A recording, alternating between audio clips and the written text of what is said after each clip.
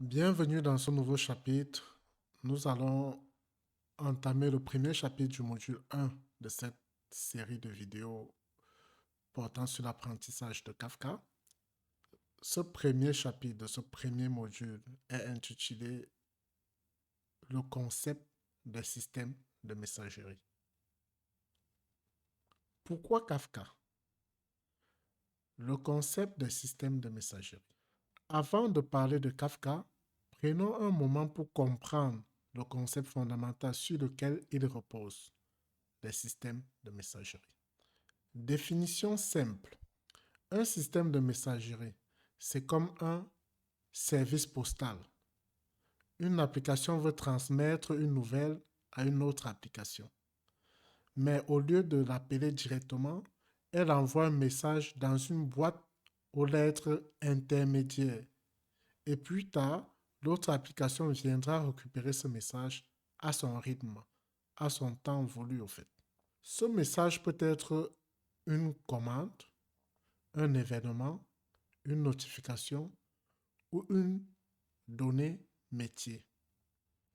Dans beaucoup de cas, les applications communiquent de manière synchrone.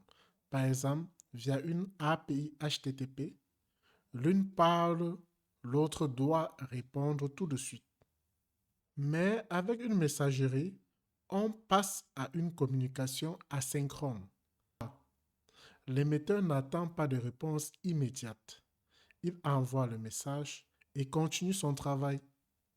Résultat, les services sont découplés et c'est beaucoup plus résilient. Utilité concrète. Pourquoi utiliser un système de messagerie?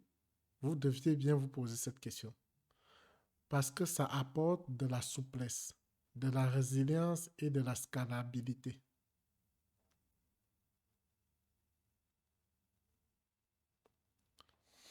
Exemple d'usage de Kafka.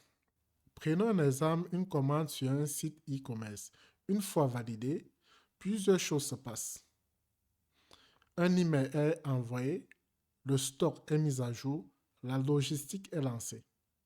Chacune de ces étapes peut recevoir un message indépendant, sans bloquer les autres.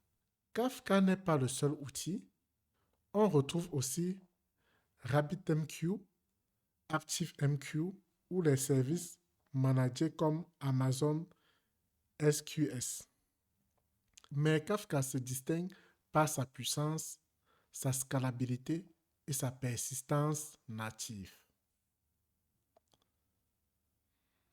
Retenez ceci, un système de messagerie, c'est une colonne vertébrale pour les architectures modernes.